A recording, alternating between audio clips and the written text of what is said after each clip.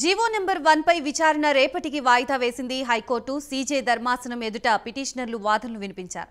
GO number 1 పై హైకోర్టులో రేపు కూడా వాదనలు కొనసాగనున్నాయి.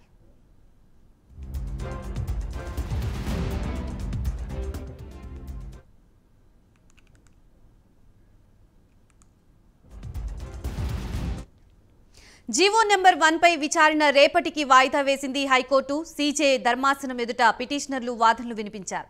జీవో నెంబర్ 1 పై హైకోర్టులో రేపు కూడా వాదనలు కొనసాగనున్నాయి. ఇక ఇదే అంశానికి సంబంధించి మరింత సమాచారాన్ని మా ప్రతినిధి బి శ్రీనివాస్ అందిస్తారు. శ్రీనివాస్, ఆంధ్రప్రదేశ్ లో జీవో నెంబర్ 1 పై ఈ రోజు హైకోర్టులో హాట్ గా వాదనలు జరగడం జరిగింది. ముఖ్యంగా సీజే కీలకమైనటువంటి వ్యాఖ్యలు కూడా చేయడం జరిగింది.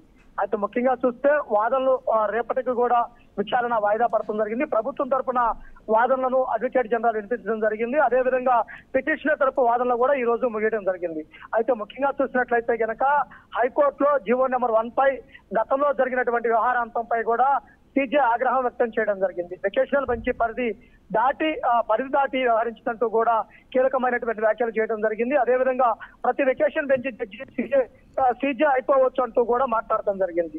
అదేవిధంగా చూసుకున్నట్లయితే కనుక పిటిషనర్ రామకృష్ణపై కూడా తీవ్ర ఆగ్రహం వ్యక్తం చేయడం జరిగింది. పిటిషనర్ కు ప్రయోజనం చేకూర్చే విధంగా లంచ్ మోషన్ ప్రయోజనం ఉండటం ఏంటంటూ కూడా కీలకమైనటువంటి వ్యాఖ్యలు చేయడం జరిగింది. అంటే ఈ రోజు జరిగినటువంటి వాదనలు చూస్తే కనుక ఆ జీవో సస్పెండ్ ఏదైతే ఉందో అది ఈ రోజు తోటి ముగుస్తున్న నేపథ్యంలో ఆ సస్పెండ్ కి సంబంధించి కీలకమైనటువంటి వాదనలు జరగడం జరిగింది. అయితే ముఖ్యంగా చూస్తే కనుక వాదనలు రేపు పూర్తి స్థాయి ఎన్న తర్వాత పూర్తి దానికి సంబంధించి అప్డేట్ వచ్చే అవకాశం ఉన్న నేపథ్యంలో ఏం జరుగుతుంది అనేది కూడా ఆతృతగా ఎదురు చూస్తున్నటువంటి పరిస్థితి. ప్రస్తుతం తాత్కాలికంగా సస్పెన్స్ కొనసాగించడానికి హైకోర్టు నిరాకరించడం జరిగింది. అదేవిధంగా చూసుకున్నట్లయితే కనుక స్టే విధించిన దానిపై కూడా కీలకమైనటువంటి వ్యాఖ్యలు జరిగింది.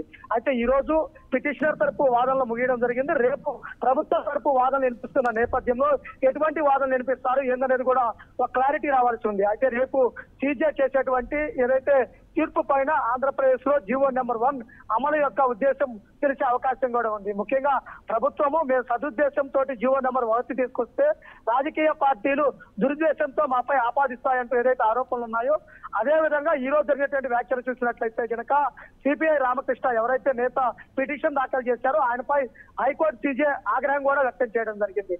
అంటే రేపు పూర్తి స్థాయి ఇరువైపుల వాదనలు పూర్తయిన తర్వాత రేపు కానీ ఆంధ్రప్రదేశ్ లో జీవో నెంబర్ 1 పై పూర్తి క్లారిటీ వచ్చే అవకాశం ఉంది. Right, thank you Srinivas.